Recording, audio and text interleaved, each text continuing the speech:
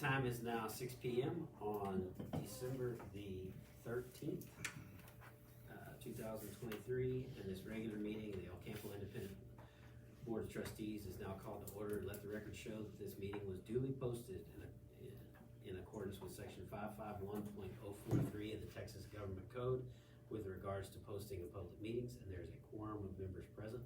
At this time, will you please rise, and we'll have a prayer and a pledge. Bow your heads, let's pray. Lord, thank you for letting us all come together here to do the business of the school district. We appreciate you bringing us all together to accomplish the common goals that we have for our young people and our students and our staff and all the people that contribute to this cause. We ask you to watch over us through this holiday season and let us count all of our blessings. We ask these things in your name. Amen. Amen. I pledge allegiance to the flag of the United States of America and to the republic for which it stands, one nation under God, indivisible, with liberty and justice for all. Public comment. At regular meetings, the board shall allot 15 minutes to hear persons who desire to make comments to the board that are not on the agenda. Has anyone signed up for public comment? Public testimony. We also allow the public to address the board on items for any items that are on the agenda, and they can do that before the meeting or during the actual consideration of that item. Has anybody signed up for that? No. Okay, so there being none, we will move on. And we have recognitions. We'll take us to recognition. Fantastic. Well, I'm gonna let Ms. Cooey recognize her remarkable Ricebird, since both of them are from her campus. And I am just tickled to death that not only do I have one, but I have two. So I am principal proud standing up here. A little bit of background, both these ladies I've worked with for the last 10 years. And they have been in multiple positions and put up with me for those multiple positions and went into anything I asked them to do happily. Alice, would you come please stand up here first? This is Alice Villarreal, affectionately known as Miss V on the campus. She has been just anything that we do. Her current duty starts at 7 o'clock in the morning. She's out there in the cold, wet, rain, lightning with a smile on her face, whether she's got to wear, I can't even see her but her nose, but she greets those kids every single morning with a smile. I love you. I'm glad you're here. The staff, she takes care of the staff. If there's something going on with the staff that that I am not aware of, or they have not let me know, she calls me up, and I don't care when it is. Hey, so-and-so needs a prayer, send them out on the prayer chain, and lets me know what's going on. Her teacher, she takes very good care of. I usually give Mrs. V because of her expertise on our campus, and she takes care of our new teachers on our campus and shows them the ropes. And the rest of the campus, just if somebody needs something, she's going to do it without even being asked. And that's what she does every day. And I am very, very honored to have her on my campus. So, yeah.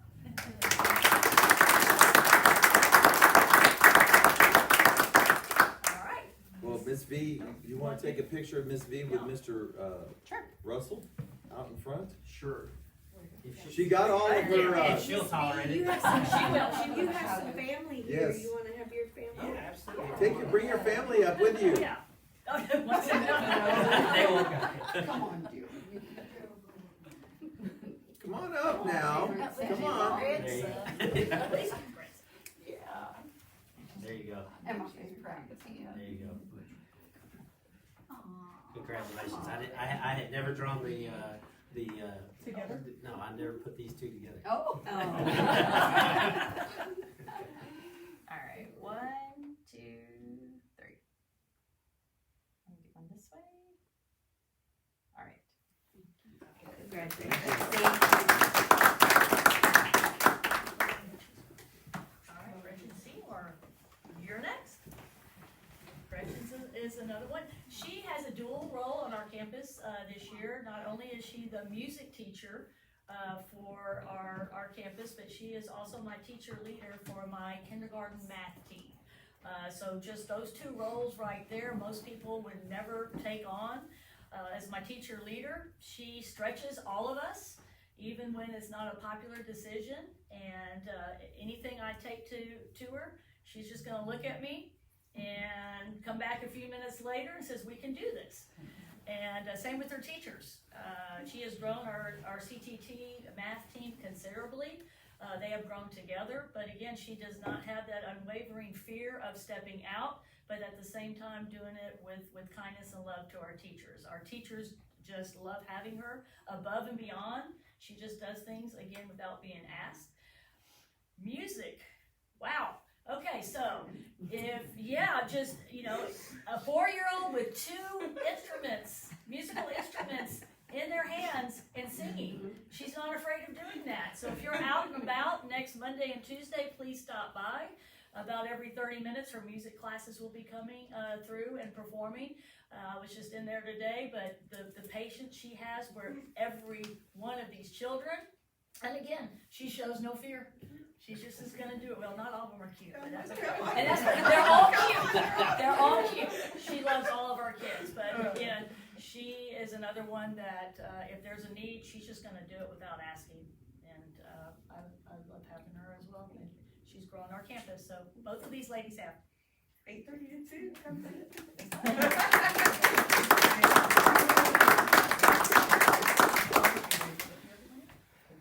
Well, it was really great to see her stage in her classroom. It's well done. Come see it with kids on it. It's It's really cute. All right, 1, 2, 3. And this way. Thank y'all. Super. Thank All right, you very she's a much. busy 4-H mom. She's got Thank so you. excited. She's Thank had you. one. Did he win something in the food show just He now? did, second place in It history. is good for y'all. Busy, and you guys want to. It's so nice to have great people, because that really impacts the kids in the right direction. And these are 2 great examples of what we're trying to do here in this district. So thank you so much, and thank y'all for coming. Thank y'all. Thank you. Merry Thank you. Christmas. Merry Christmas.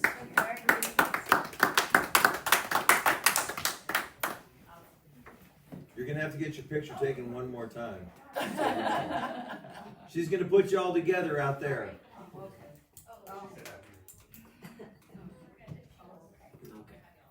That'll take us to our consent agenda. Item number 4 is our consent agenda. According to our local policy, BE, a consent agenda is provided that includes items of routine and reoccurring nature. They're grouped together under one action item. Board members have been furnished with background on those items in the consent agenda. If a board member wants to remove any item for individual consideration, we can do that. If not, they're acted on by one singular vote. Does anybody have anything they want to pull out of the consent agenda? There being nothing, I will entertain a motion for consent agenda. I'll make a motion. I have a motion by Ms. Smith, second by The minutes. Ms.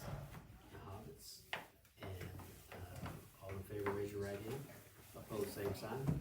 Motion carries unanimously. That will take us down to 5B1, presentation of campus procedures relating to the distribution of medication. Yes, and we apologize for Miss Ott not being able to be here this evening. And because I didn't warn Miss Starry, I'm gonna make sure that I take care of this for Miss Ott. You should have in your packet a small El Campo Independent School District Medication Administration request. So basically, what's happened is that the legislature has made some changes, and one of those changes has to do with the distribution of medication. So the Region 3 nurses all met, along with the coordinator, Rebecca Maddox, and they provided us some new information about administering medication. Because nurses hold a license, they must strictly follow physician orders. And this is now being interpreted to mean not only prescription meds, which we've done for years, but now non-prescription meds. So once a med has been given for 10 specific days, nurses now have to have orders to do that.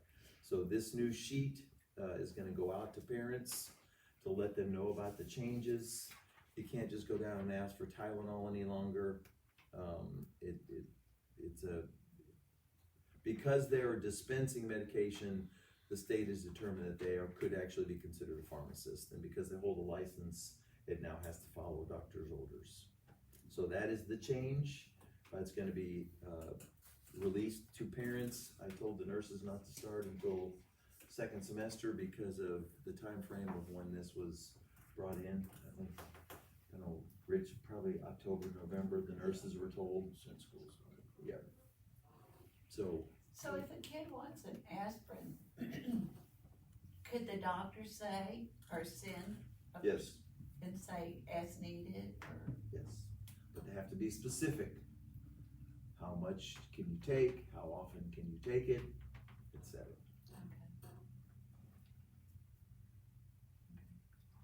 Questions? Do we need to approve that? No, That's just FYI. it's just an FYI. I just wanted to make sure you presented it to you because I am assuming right now you're gonna get questions. That would be my assumption, is that you will hear from people. Makes sense. Item C, item 5C1, presentation of Laso grant overview. Now that is you, because you know about that one. Yes, I do. So just want to make y'all aware that we recently applied for a grant. It's called the Laso grant. It's a cycle 2. That grant does have many parts to it, and we applied for 2 parts.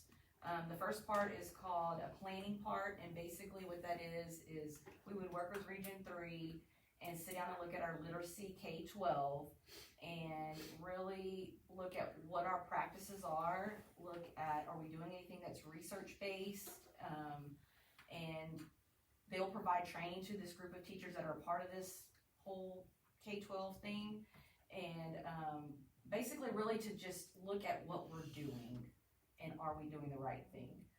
With it comes a instructional framework that you will build as a team. So basically we're saying this is what we believe, this is what we're gonna do, this is what we're gonna commit ourselves to when it comes to our ELA department. The second part is an implementation grant. It basically, if we get this grant, we would be changing our curriculum in part of kindergarten and all of first grade, second grade, and third grade. We would be changing to the curriculum Amplify. There's many districts out there already doing it. Before we committed to doing this, I personally visited with various districts and said, give me the good, bad, and ugly with this because I want to know before we make a decision to do this. I included the principals, both these 2 ladies back here, and instructional coaches from their campuses. We actually went to Edna and walked through some of their elementary classrooms and watched the teachers use it. Came back, we talked about the good, bad, and ugly, all of the pieces to it, and thought that this is the best move for our district. This is gonna allow teachers to, instead of having to do a lot of planning, this curriculum is set up with plans already. So now the teachers will shift from planning to actually spending time internalizing the lesson. So now they're gonna focus on how they're gonna teach more than what they've gotta teach. We just, right now they're spending so much time on what they need to teach and pulling from here and pulling from there and pulling in the different places that our delivery is not there. We're not going deep enough. We're not asking the questions we need to ask. So this is gonna allow us to do that. And so with the support of these 2 ladies, we did tell the teachers today about this grant and what was gonna happen. The response, I mean, one teacher even said, can we start tomorrow? I mean, they see the need for it as well. So we're excited about this. We hope we get the grant. It will cover all the cost of materials, so it won't cost us anything, and also give us some money to have some support to implement it as well. So just wanted to make you aware of it. So if you have any teachers asking about it, this is something that we're looking into. How long before you know? We'll find out in early February, February 8th. So this would take place then next? It would start next fall, yes, but we would be able to line up training and everything up until then. It's probably a pretty good chance that we'll get the grant. I hope so, especially after today, talking with the teachers, I think, saw some excitement there, so. That will bring us to the presentation of ECHS course selection guides. Yes, and I can give you. Mr. Fleener is not here this evening, and so Ms. Starry does know that if Mr. Fleener was not here, she was going to spearhead this, and I wanna just commend her. She put a lot of work and effort along with the high school staff, and she's working with the middle school staff on these course selection guides, so thank you for that. Yes, Ms. so as Starry. you can see, we have 2 course selection guides, and it's so that 11th and 12th graders can focus on what they're allowed to take and how that's gonna work with their GPA, and then 9th and 10th graders, since there's a little different, it gives them the information they need to know. There's not been many changes from last year. Both guides are pretty similar to what they were last year. There are no new courses added this year at all. Our intent is to have both of these ready to publish when we return in January, so course requests can start immediately, with the goal of having all course selection or requests done before we leave for spring break. This will give us ample time to do, figure out what teachers need to teach what, if we need to hire, where we need to hire, and those things. The only other big update in the thing was for the programs of studies, for anyone that's 26 graduate and later, their courses for those program of studies has changed a little bit. They have to now have more credits in a coherent sequence to count.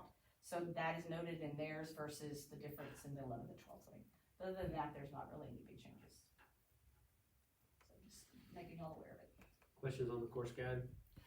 I was reading some of it, a lot of it, but anyway, one thing that I noticed, that we used to have courses in junior high that could be in high school. We don't do that anymore. We actually do. What do you do? What do you do? We have Algebra 1, and then we Okay. have some CTE courses. Okay, The CTE courses, other than, one CTE course does follow the path of the program of study into high school, but the rest of them Okay. don't, but they do get high school credit for it. They're probably not listed in here. if They're I'm- not. I'm They're thinking- in the middle They're in the school. middle school. but, Okay. Yeah. all right, And you'll see those next month. Yes, we'll bring you the middle school one in January. cool. I just happened to notice it and thought, do we still do that? Yes, we do. Yeah, we do. Okay. Questions? Good eye. All right. Don't ask me any other questions. That'll take us to, the presentation of Skyward Family Access and Ricebird University Tech Tips. Well, and board members, Valerie has done an exceptional job of trying to give you some information. This is based upon the public comment we received last month, so we wanted to make sure that you were aware of what we were doing, since it was brought to our attention that, and just so we're clear, I reached out to the gentleman the following evening and probably spent 30 to 45 minutes with him on the phone. I reached out to him again later. Valerie's reached out to him on several occasions, and this was our response. And I'm a little surprised he's not here this evening, because about 30 minutes before the meeting, he reached out to Ms. Tupa and I about something else. So this has been going on. So Okay, so in your packet, you received my presentation. I'm not gonna go through slide by slide. This is something that Brittany Payne and I created for Ricebird University, and we've also presented at freshman orientation, which we got really good feedback from parents on, and we hope to do it at 6th grade orientation next fall. And this is also posted on every campus webpage so that parents can access and see what's going on in their kids' classroom. And it's just keeping parents connected, to the grade book and then the resources that they have in the classroom. So the first one on page 3, Skyward Family Access. This is the student information system, but it allows parents to see their kids' grades, their schedule, absences, and any other information pertaining to their school life. Parents can, on page 4, they have steps to get to Skyward Family Access. It's simply a link on our main page. It's on actually every page of our website. They click on it, log into the portal. Parent 1 has registered their student this year for school, and so the parent 1 actually has access, but if any other parents involved need access, they need to contact the campus so they can also see what's going on. The other tool is Class Link, and that's on page 16 of the presentation. We use this to house all our educational programs that the kids use on campus. and every kid's class link is based on which campus they're at. Now from home, a parent can log into ClassLink as their child and see what they have access to. Any educational resources the teacher gives access to or puts them in and can use as a resource to their education. So that is all I'm going to touch on in that. The rest is just about communication with the teacher and from the district. So, any questions? Yes. Yes. Okay. Can a teacher still reach out to a parent without being on Skyward with a one-on-one? They can use email, regular email. Okay. The elementary campuses use Class Dojo. But I think if they don't, can they just do it without a program? Just Yeah. they can Basically, call. their telephone, it's hooked up Yes. through their phone, and they can Okay. message back and forth. Okay. The teacher can send information out for the whole class, or individually talk to that, and they can also reach out to me too. Very simple, and it's very popular. And we have some that do not prefer to use Dojo, so Yeah. Pick up they the phone like and to call. just call or Yeah. email, and some won't put Dojo on their phones. Well, yeah, That's and their phones. my daughter would just as soon the teacher call. And Dojo also automatically translates any messages, so that's very beneficial to our Spanish speaking. Cool. Nobody has it, just automatically does it. I type anything in and it's done. So you don't forget to send something out, it's like, oh, I didn't get it translated. And the parent can vice versa, type it to us and it translates to the teacher in English. Okay, cool. Thank you. Thank you. Questions? Thanks. Next we will go to review items. We'll be on 7C1, consideration and possible action regarding a resolution. Yes, so board members, in your packet, you should see the resolution. I've identified 10 non-business days for public information access. It's a requirement of the law. Those cannot count towards the days that we have 10 days to respond to a public information request, so those just get eliminated from the calendar. And so we have to have those identified, and I put those in the board packet for you. Any other day counts, any other weekday counts as a business day. We don't typically have problems with responding. We're not like Fort Bend or Houston ISD. We get a request, we usually respond pretty quickly, but just in case somebody asks us on Christmas Eve, we don't count Christmas Eve. Okay. And we need to act on that? Yes, you do need to act on that. It should have been under an action item, I apologize for that. I will hear a motion to adopt the resolution to designate non-business days for purposes of the Texas Public Information Act. I have a motion by Mr. Dortick and a second by Mr. Irwin. All in favor, raise your right hand. Opposed, same sign. Motion carries unanimously. That will take us into closed session, and just FYI, on the back side of closed session, there's not much going on, right? No, sir. So I know that will What doesn't, upset everybody that you don't have to stay. I know you were chomping at the bit to stay, but. Pretty easy meeting for you, look. Try not to talk the whole meeting. Ruined it, no. You 24 minutes. Okay. Have a Merry Christmas. Merry Christmas. Merry Christmas. Merry Christmas. Thank y'all. The time is now, actually. The time is now, Waking us up. 6:24, and we will adjourn into closed meeting under Texas Government Code 551.074, personnel matters, and You also have pursuant to the discussed regard. the time is now 7:09, and we will reconvene in open meeting. Superintendent's report, anything? No, and there was no action taken in closed session, and there's nothing in the superintendent report. It is now 7:09, and there being no further business on the agenda to come before this meeting, I now declare this